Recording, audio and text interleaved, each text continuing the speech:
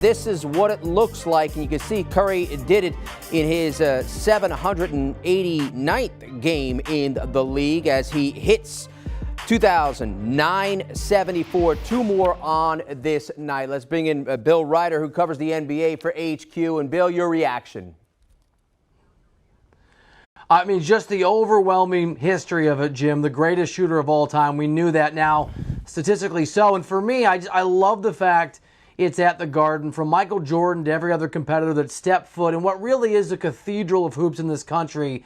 It's so appropriate that Curry got this record there. I can remember 10 years ago at a bar in Indianapolis having dinner and a beer with Paul George for a story, and we were randomly watching a random Warriors-Knicks game, and on the screen, Steph Curry scored 50 points at the Garden. I remember Paul George turned to me before this was a thing and saying, that dude's got some magic, and we saw the culmination of it tonight in that exact same place. Hey, Bill, you know, he's had some kind of on and off games of late, shooting a lot of threes as he inched closer to this record. You saw at Madison Square Garden, as you mentioned, the Mecca. He had a little emotions on the court when they were celebrating as well. How much of this do you think for Steph is just a big sigh, kind of just let loose a little, and now you can focus on the team instead of this record? Jim, you said it. This became a distraction for these guys. And, of course, the burden, the weight of this kind of history is significant. Steph had talked himself about wishing a few games ago he hadn't speculated that maybe he could just hit 16 threes. That's what it would have taken for him to set that mark. And it starts to wear on you. It starts to grind on you. All eyes are on you. And I think you're right. We saw it tonight. He came out. He took good shots. He wasn't pressing, but he was clearly looking to get those shots in and to break this record as quickly as possible. I think not so that he could celebrate, but as you said, so he could get past it, he could enjoy it, the weight of it could be lifted, and they can get on with a season that not incidentally has a real chance to end another championship for the Warriors, just in terms of how they've played early on. Yeah, no doubt about it. You know, it was a great sight as well, Bill. The fact that Reggie Miller is there doing the game for TNT. Ray Allen is there on hand as well. Would you characterize those three as perhaps the three greatest shooter the league has ever seen? There is absolutely no doubt in my mind that those are the three guys. Now, Jim, I'm a little biased. I covered the Heat day in, day out for a little bit of my career, and so I got to see Ray Allen up close and personal in some of those big shots. But those are clearly the three greatest in the history of the game. I might throw Bird on there as a top four, and I think Klay Thompson has something to say about being in the top five. But yes, when you talk about the three greatest shooters in the history of the sport, the other cool thing about this night is they're all there. They're all in the Garden. And this isn't always true, and you know this in this business. They're also three tremendously good guys. Like, those are really good people.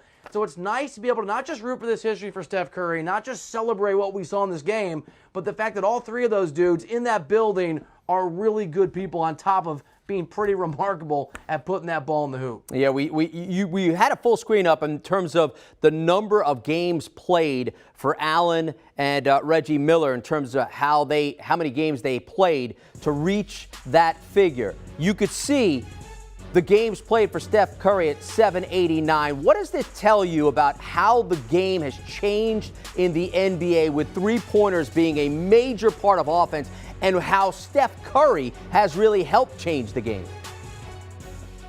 It's a great question. I was laughing in the pregame. Ray Allen was talking about early in his career, if he would take a three, the coach would take him out most of the time because it was soft and it didn't make sense. And not to pick on Charles Barkley or anyone else, but let's pick on Chuck because he's a great dude. But this is a guy who not that long ago, right, in the last 10 years said you can't win a championship making three-point shots. And he spoke for the majority, the worldview around the NBA. Steph has made right around 43% of his threes over the course of his career. So it's not like it's just been volume. But Ray Allen made 40% of his three-point shots and played on that Celtics team surrounded by Hall of Famers, played on that Heat team surrounded by Hall of Famers. So there was a lot of gravity away for him. Had it been a different era, had it been a different time, I think Steph gets to the record, but it's not happening on this day in 2021. You said it. The game has evolved in such an incredible way from the math and just the understanding that you can do this even if you're not, and not to take a shot at Steph, but he's not the most physically imposing player on the face of the earth. So it's the timing for Steph Curry when he came into the league. And I'd argue, and I wrote about this over at CBSSports.com today, like Magic and Bird, like Jordan, like a lot of all-time greats, Steph met the moment, but he also shaped the moment. The game is played in large part, or at least in significant part, because of how incredible he was at doing this and how it opened people's eyes to what was possible on the floor with this shot. So you're right. I mean, Ray Allen hit 40% of his threes. That is not too shabby, but he wasn't allowed to take nearly as many as Steph Curry not that long ago. Yeah, you make a great point in terms of, analytics is always spoken with regards to baseball, but when analytics hit the NBA, it showed that the three-point shot is a good shot from an analytical standpoint, and how when Ray Allen and Reggie Miller played, the thought process was it was a bad shot, and it really is with the regards to Steph Curry, how he's changed the game. Now, you were sitting here on the set with me just a week ago in terms of talking about his impact on the game, in terms of legacy, and LeBron James, his name is always kind of compared, much different players, but what would you say about Steph Curry's legacy? I know he has more years left in the league, but what would you say about his legacy in the NBA?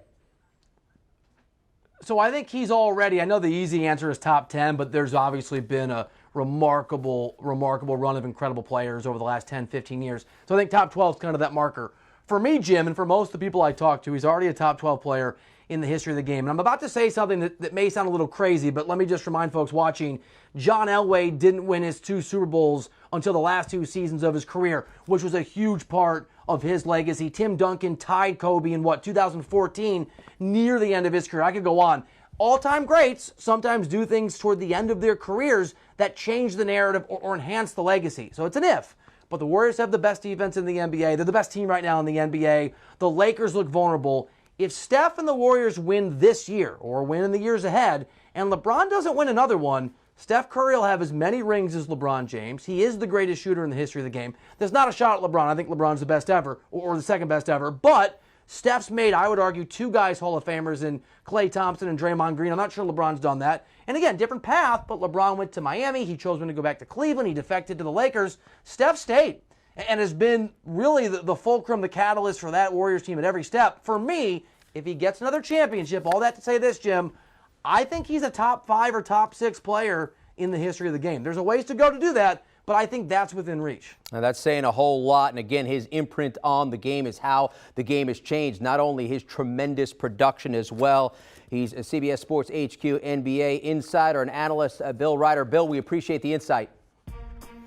So this is what it looks like for Steph Curry. In his 789th game, he sinks his 2,974 three that passes Ray Allen for the most all time, and he did it at Madison Square. Do you want a sports network that delivers everything that matters about the game? The highlights, the picks, the instant analysis, no yelling, no fake debates, no politics. Hit the subscribe button and never miss a moment.